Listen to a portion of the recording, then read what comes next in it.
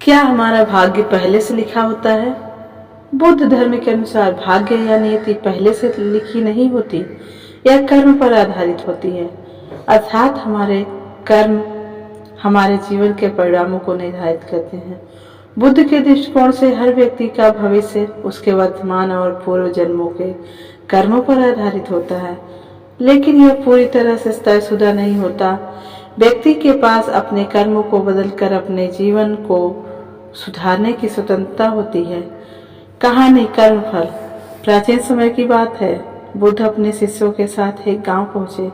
गांव के लोग बुद्ध के ज्ञान और शिक्षाओं के बारे में बहुत सुन चुके थे, इसलिए वे बड़ी संख्या में उन्हें सुनने के लिए इकट्ठा हुए। बुद्ध ने अपने प्रवचन में जीवन, कर्म और भाग्य के बारे में बताया। सभा के बीच में एक व्यक्ति ने खड़े होकर पूछा, गुरुदेव, क्या हमारा भाग्य पहले से लिखा हुआ होता है?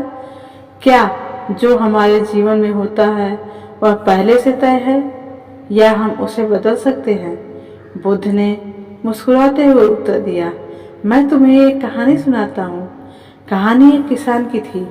वह किसान बहुत मेहनती था, लेकिन उसके पास खेत तो था, लेकिन फसल अच्छी नहीं होती थी। खेत में फसल अच्छी नहीं होती थी। वह सोचता था कि शायद उसका भाग्य खराब है, इसलिए वह चाहे जितनी भी मेहनत करे उसका जीवन बेहतर नहीं हो सकता।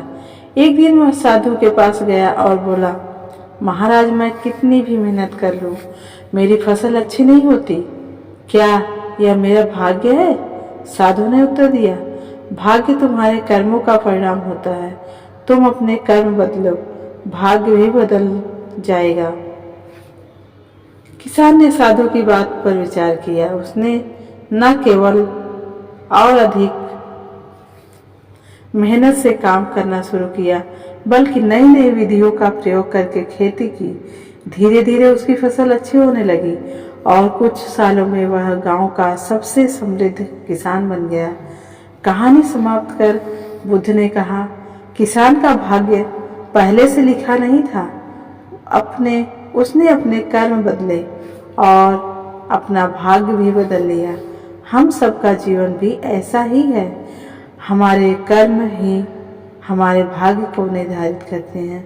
उस व्यक्ति ने पूछा, तो क्या हमारे जीवन में सब कुछ हमारे हाथ में है? बुद्ध ने उत्तर दिया, कुछ चीजें हमारे नियंत्रण में नहीं होती, जैसे जन्म या मृत्यु, लेकिन हमारा कर्म हमारे हाथ में होता है।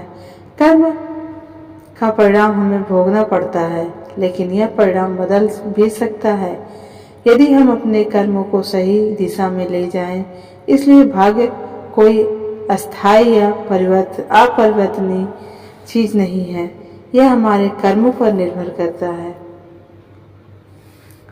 उस व्यक्ति ने फिर से पूछा, तो क्या हमारे जीवन में सब कुछ हमारे हाथ में होता है? बुद्ध ने उत्तर दिया, कुछ चीजें हमारे नियंत्रण में नहीं होती, जैसे जन्म, मृत्यु, लेकिन हमारा कर्म हमारे हाथ में होता है।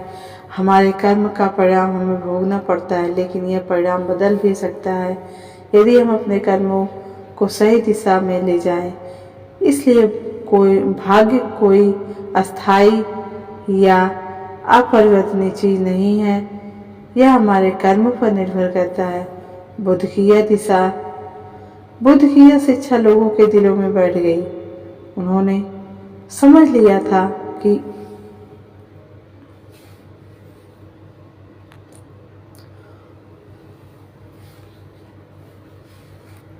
उस व्यक्ति ने पूछा, तो क्या हमारे जीवन में सब कुछ हमारे हाथ में है? बुद्ध ने उत्तर दिया, कुछ चीजें हमारे नियंत्रण में नहीं होती, जैसे जन्म या मृत्यु, लेकिन हमारा कर्म हमारे हाथ में होता है। हमारे कर्म का परिणाम हमें भोगना पड़ता है, लेकिन यह परिणाम बहुत बदल भी सकता है यदि हम अपने कर्मों को सही दिशा में ले जाएं। इसलिए भाग्य कोई अस्थायी या अपरिवर्तनीय चीज नहीं है, यह हमारे कर्मों पर निर्भर करता है। बुद्ध की यह शिक्षा लोगों के दिलों में बैठ गई। उन्होंने समझ लिया कि भाग्य कोई ऐसी लिखित स्क्रिप्ट नहीं है जिसे बदला ना जा सके। व्यक्ति के कर्म और उसका आचरण ही उसके जीवन की दिशा तय करते हैं। इस प्रकार बुद्ध धर्म में यह स्पष्ट है कि हमारा भाग्य पहले से तय नहीं होता। हम अपने कर्मों के माध्यम से अपने जीवन की दिशा को बदल सकते हैं। यह हमारे ऊपर निर्भर करता है कि हम अपने जीवन को किस दिशा में लेकर जाते हैं। कहानी सुनने के लिए धन्यवाद और हमारे चैनल को सब्सक्राइब करें और लाइक करें।